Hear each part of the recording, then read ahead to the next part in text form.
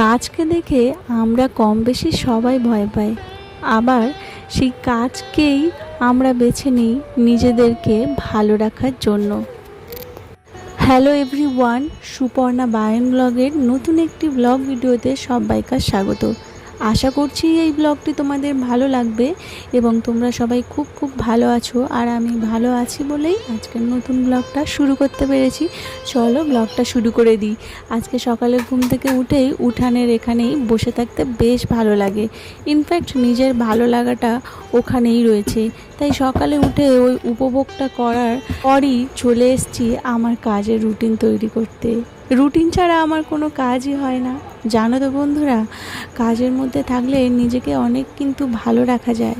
In fact যখন ভালো না থাকবে তখন নিজেকে কাজের মধ্যে ডুবিয়ে দেবে, দেখবে ভালো লাগে। আর যদি না কাজ করে আলসেমি করে কাটিয়ে দিই, তখন মনের মধ্যে নানা অভ্যাস মনের মধ্যে বাসা বেঁধে যায়, আর তখনই তো সমস্যাটা হয়। তো দেখো, আমাদের গাছে প্রচুর ফুল না ফুটলেও কম বেশি কিন্তু কয়েকটা গাছ করে রেখেছি, আর যেটা কিন্তু আমার মন ভালো করে দেয়। যাই হোক, সকালে ফুল গাছগুলোকে তোমাদের দেখিয়ে দিলাম। সকালের খুব বেশি কাজ আজকে তোমাদেরকে দেখাবো না। আজকের বেশ কয়েকটা কাজ বেছে নিয়েছি, যেগুলো আমি প্রায় দিন বেছে নিই, মানে কাজের সাংসারিক কাজের ফাঁকে যেটা কি না করলে আমার মনও ভালো থাকে এবং সংসারটাকে সুন্দরভাবে গুছিয়ে গাছিয়ে রাখা যায়। কিছু কাজ থাকে সংসারের কাজের ফাঁকে, সে কাজগুলো আর করে হয়ে ওঠে না। তাই রুটিন দিয়ে যদি আমি কাজটাকে সাজিয়ে রাখি, তাহলে কিন্তু কাজগুলো কমপ্লিটও হয়। আর সমস্ত কাজ যদি গুছিয়ে গাছিয়ে কমপ্লিট করতে পারি, তাহলে কিন্তু নিজের মনটাও বেশ ভালো লাগে। আর এই যে দেখো, কাঁচের বোতলগুলো কিন্তু আমাকে রেগুলার ধুতে হয় এবং সেটা প্রায় সময় ভুলে যাই। তাই চেষ্টা করি একদিন না হলেও পরের দিন কিন্তু ঠিক ধুয়ে নিই। আর এই যেটা বাসন মাজার যে তুলিটা, সেটা আর কি আমি ওর মধ্যে দিয়ে দিয়েছি। দেওয়ার পরে একটু ব্রাশ দিয়ে ঘষে দিয়েছি, তারপরে ভালো করে সেই মানে আর কি ক্রস বাইটটা আর কি দিয়ে আবার সেই বোতলের গাটাও ভালো করে মেজে নিয়েছি। আর এই যে এই ডিব্বাটা দেখতে পাচ্ছ, এই গামলা বাটিটা হচ্ছে আমি এগুলো ওই কাঁচের জারগুলো রেখে দিই, বোতলগুলো রেখে দিই, যাতে পড়ে গেলে না ভেঙে যায়। তো ওর ওপরে এই একটা সাপোর্ট থাকে। তো এই জলটাও আমি পুরো ভরে রাখলাম। আর এই কাঁচের এই জারটা না আমার বেশ খুব ভালোই লাগে। 50 টাকা দিয়ে একটা শপিং মল থেকে কিনেছিলাম।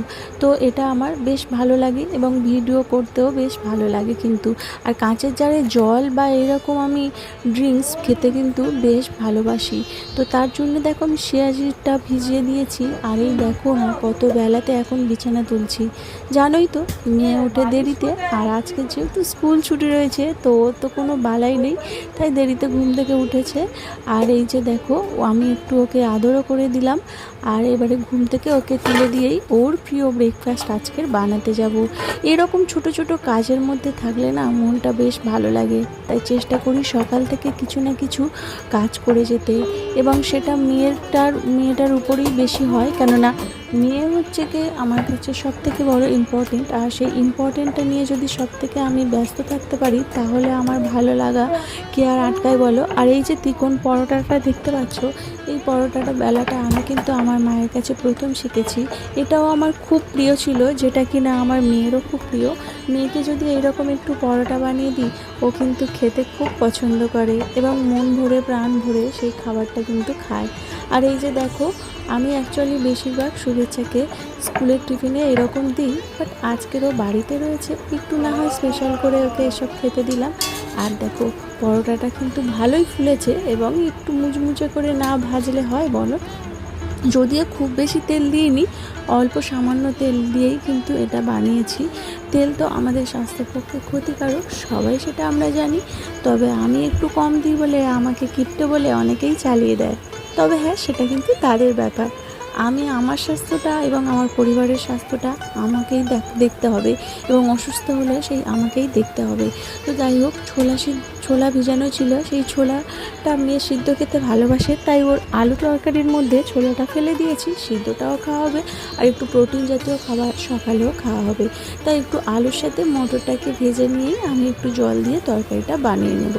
তো ছোট্ট কাজের মধ্যে দিয়ে আমাদের ব্যস্ত থাকাটা খুবই জরুরি।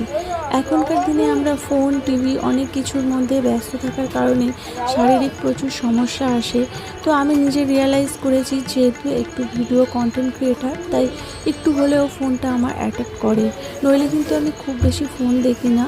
তো এর জন্য আমাকে কিছু ফোন দেখতে হয়, তবুও চেষ্টা করি অ্যাভয়েড করি যাতে না ফোনটা আমার বেশি দেখতে হয়। তো সেই জন্য আমি চেষ্টা করি আমার বাড়ির কাজকর্মের মাধ্যমে ভিডিও কন্টেন্ট ক্রিয়েটর হিসেবে কাজ করতে। এবং সেটা আমার ঘর গোছানো হতে পারে, এরকম ব্লগ ভিডিও হতে পারে, এমনকি গ্রুম সাজগোজও আমাদের মেয়েদের কাছে খুব প্রিয়। তাই সাজগোজও একটা আমি আমার মনে করি যে ওটা একটা কাজের মধ্যে রেখে দেওয়া ভালো। যাই হোক, টিফিনটা তো বানানো হয়ে গেছে, সাথে মেয়ের পড়ার জায়গাটাও রেডি করে নিয়েছি। খাইয়ে দিয়েই মাত্র ওকে পড়তে বসিয়ে দেবো। এটা একটা কাজ আমি অল্প অল্প করে একটু এগিয়ে রেখে কাজগুলো করতে বেশ ভালোবাসি। তাহলে কি হয় বলো তো, সামঞ্জস্যপূর্ণভাবে সময়ের মধ্যে কাজগুলোকে কমপ্লিট করা যায়। আর সত্যি বলতে কি, এরকম তরকারি আর পরোটা আমারও তো খুব প্রিয়। যাই হোক, মেয়েকে একটু সাজিয়ে গুছিয়ে দিলে ও কিন্তু খেতে বেশ পছন্দ করে। আর ওটা তো ও বাইরের বারান্দায় বসে বাইরের প্রকৃতি দেখতে দেখতে খেতে তো খুব ভালোবাসে। আর বাকি কিছু পরোটা রয়েছে, তো আমরা বাদবাকি সবাই খেয়ে নিয়েছিলাম। চলো, ওই যে পিছনটা দেখতে পাচ্ছ, প্রচণ্ড অবস্থা খারাপ। এই ঘরটাকে মেক ওভার করবো, বলো তো কেমন কি আইডিয়া দাও তো আমাকে, কিভাবে এই ঘরটার কি কালার দিলে কেমন লাগবে, বা এরকম থাকবে একটু সাজিয়ে গুছিয়ে নেব কি না, কমেন্টে অবশ্যই কিন্তু জানিও। যাই হোক, তোমাদের কমেন্টের আশায় আমি থাকবো। আর এইরকম ছোট্ট ছোট্ট কাজগুলোর মধ্যে দিয়ে আমাদের টাকা পয়সাও বেঁচে যায়, আর নিজেদের মনটাও ভালো থাকে। আর নিজেদের মনটাও ভালো থাকলে শরীরও সুস্থ থাকে, আর শরীর সুস্থ থাকলে ডাক্তারের কাছে কম যেতে হবে, আর ডাক্তারের কাছে কম যেতে গেলে সেখানেও টাকা বেঁচে গেল। যাই হোক, ওই যে একটা পেঁপে পেরে নিয়েছি, পেঁপেটাকে আজকে তরকারি করব। জানো, আজকের কিন্তু আমার শর্টস ভিডিওতে রয়েছে অলস দিন। তো আজকের আমি একদিনের বড় ভিডিও দিয়েছি আমার কাজের মধ্যে ব্যস্ত থাকার, ওদিকে দিয়েছি অলস দিন। কিছুটা হলো একটু ডিফারেন্স, তবুও কিন্তু সামঞ্জস্য করে ব্যালেন্স করে আমি করেছি। আর এই যে দেখো, গাছে কিন্তু আমাদের অনেক পেঁপে ধরেছিল। যাই হোক, আজকে ছিল বারে হচ্ছে একাদশী, তো শনিবার, তার উপরে তো আমাদের শাশুড়ি মা আর দিদি শাশুড়ি দুজনারই একাদশী, তাই আমরা এখন 4 জন খাবো। তাই সেই জন্য ছোটো হাঁড়িটা করেই ভাত বসিয়ে দিয়েছি। আর গাছের পেঁপে এনেছি, খুব বেশি তেমন নেই, হাজব্যান্ড গেছেন ডিউটিতে। আর এবারে ওই জন্য পেঁপেটাকে আমি পেরে এনে ছোট্ট ছোট্ট করে কেটে নিয়েছি।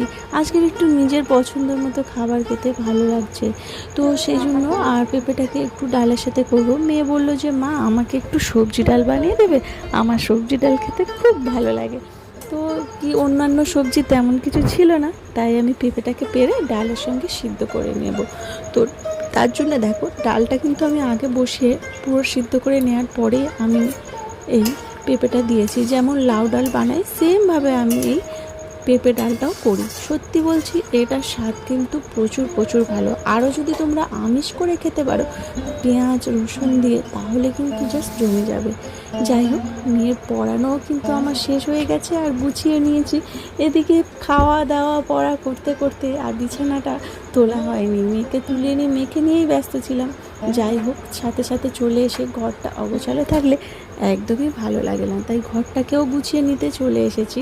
আর ঘরটা গুছিয়ে নেওয়া বলতে মোটামুটি আমাদের আনলা টানলা অনেকটাই গুছানো থাকে। এখন শুধু একটু প্রতিদিন সকালবেলা করেই বিছানাটাকে গুছিয়ে নেওয়া, যেহেতু এই বিছানা গোছানো, রাতে বিছানা করা, আর বিকালে আবার বিছানা একটু গুছাতে হয়, কারণ দুপুরে যখন আমরা রেস্ট নিই একটু হলেও অগোছালো হয়ে যায়। যাই হোক, দুপুরে রান্নাটা করতে করতে তো আমি এই কাজকর্মগুলো করছি, মানে ডালটা বসিয়ে দিয়েই আমি বিছানাটা সারতে গেছিলাম। তারপরে এসে পটলটা কেটে নিয়েছি, নিয়ে পটল ভাজা করছি। আজকে রান্নার বাহার কিন্তু খুব বেশি নেই, এই পটল ভাজা আর পেঁপে ডাল দিয়েই আজকে সেরেছিলাম। যাই হোক, এখন কিন্তু বিকেলবেলায় একটু রেস্ট নেওয়ার পরেই দেখছি ভালোই আকাশ মেঘলা করে আছে।